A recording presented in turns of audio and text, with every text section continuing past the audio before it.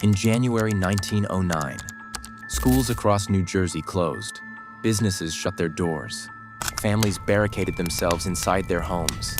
Armed groups roamed the streets at night.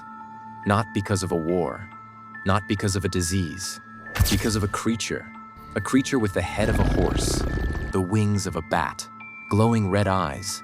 That was terrorizing an entire state. Police saw it, government officials saw it, businessmen saw it, and nobody, to this day, has been able to explain it. This is the story of the Jersey Devil, and it started with a curse in 1735. Before we get to the creature, you need to understand the place.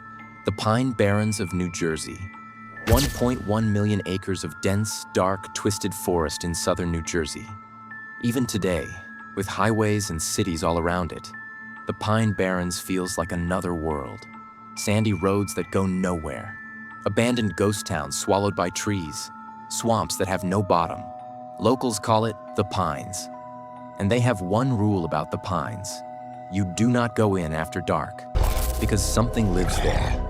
Something that has been reported by hundreds of witnesses over nearly 300 years. Something the state of New Jersey officially designated in 1938 as, and I am not making this up, the country's only official state demon. New Jersey literally has an official demon, and this is its story. The year is 1735, Leeds Point, New Jersey. A stormy night, thunder crashing, rain hammering the roof of a small colonial house. Inside, a woman known as Mother Leeds is giving birth. But this is no ordinary birth. Mother Leeds already has 12 children. 12. And now, a 13th is coming. Some say she was exhausted. Some say she was terrified. Some say she had already made a deal she would regret forever.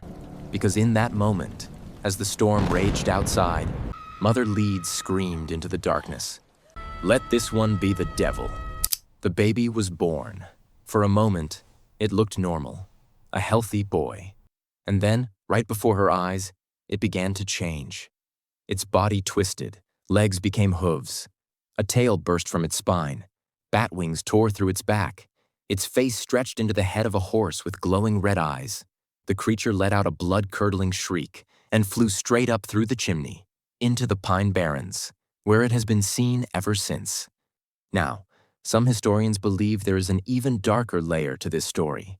They believe Benjamin Franklin himself may have helped create the legend, as a political attack against a rival family named Leeds. Whether the origin is supernatural or political, what cannot be explained are the hundreds of documented sightings that followed over the next 300 years. Fast forward to January 1909, the week of January 16th through 23rd. What happened during these 7 days is documented in police records, newspaper archives, and government reports. It started with tracks. Strange hoof-like prints, small, cloven, appeared in the snow across multiple New Jersey counties overnight. They covered rooftops, crossed frozen rivers, appeared inside fenced yards with no entry or exit point. Then the sightings began. A businessman in Bristol reported seeing a winged creature with a horse's head flying over the Delaware River. A police officer fired his revolver at the creature at close range. It did not react. It simply flew away. A streetcar driver and his passengers watched it land on the tracks in front of them, stare at them with glowing red eyes, and then vanish into the darkness. A group of firefighters turned their hose on it. The water hit it. The creature turned, hissed at them, and flew away. Within days, mass hysteria. Schools closed, businesses locked their doors, families stayed indoors. Armed vigilante groups formed to hunt it. The entire state of New Jersey, one of the most populated states in America, was paralyzed for 1 week by a creature that nobody could catch, that nobody could explain. And then, just as suddenly as it appeared, it was gone. Until the next time. Here is what the skeptics cannot explain. The sightings never stopped. In 1951, a group of boys in Gibbstown, New Jersey reported seeing a creature matching the Jersey Devil's exact description in the woods.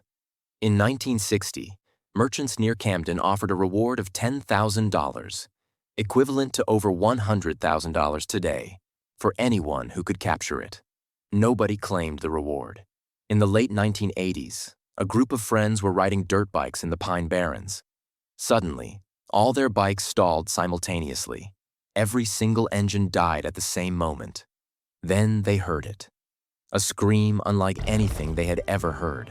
Not human, not animal, echoing through the trees around them. They abandoned their bikes and ran. Today, drivers on the Garden State Parkway and Atlantic City Expressway still report seeing something flying alongside their cars at night. Hikers report hearing unexplained screams deep in the pines. The sensation of being watched, even when completely alone. And the strangest thing of all? The New Jersey Devils NHL hockey team was literally named after this creature.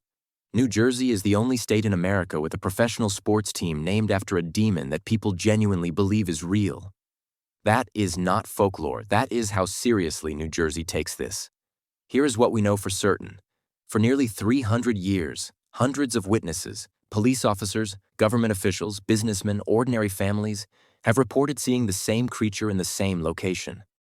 It has never been caught. It has never been explained. The state of New Jersey officially recognized it as a demon in 1938. A professional sports team carries its name. And right now, tonight, the Pine Barrens are open to the public. 1.1 million acres of dark, twisted forest where something has been living for 300 years. You can drive in tonight. You can hike those trails. You can camp under those pine trees. But here's the question nobody has answered in 300 years. If the Jersey Devil is just a legend, why does everyone who goes into those woods at night come back saying they heard something? Something that screamed. Something that followed them. Something with glowing red eyes. Subscribe if you want to keep exploring the places science cannot explain. Because we are just getting started.